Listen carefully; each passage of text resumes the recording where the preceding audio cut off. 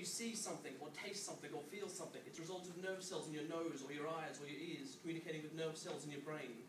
But how do nerve cells that are so far away communicate with one another? Unfortunately, our bodies don't have a wireless network, so each individual nerve cell has to project its own wire out that is able to project to the brain, where it forms a connection with its target cell, and it's able to communicate, making these two nerve cells able to communicate. This communication is vital for everything we do every day.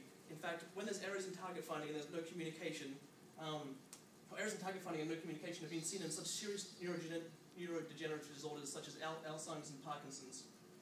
So the major question in my research field is, how does a wire starting in the nose find its way to its correct target in the brain?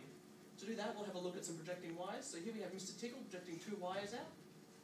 And on the end of each of these wires is a hand-like structure that is able to detect cues from the environment, be they attractive or repulsive.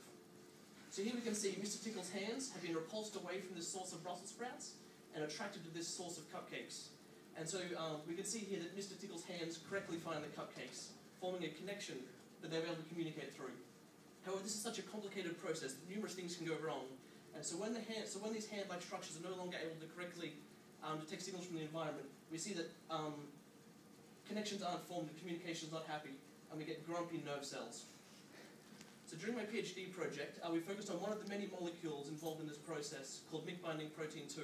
MYC-binding protein 2 has been shown to be important for target finding in worms, flies, fish, and then now mice. So to examine the role of MYC-binding protein 2 in getting nerve cells from your nose to your brain, we've created a line of mice in which MYC-binding protein 2 is completely absent. And we've examined where these wires that begin in the nose end up in the brain. And so we've discovered that the wires that normally end up in the top of the brain now end up in the bottom of the brain because they're no longer repulsed by this ventral repulsive signal. So by increasing our understanding of how MYC-binding protein 2 functions, we'll be able to increase our understanding of how wires find the correct target, which subsequently will allow us to better combat neurodegenerative diseases such as Alzheimer's and Parkinson's. Thank you.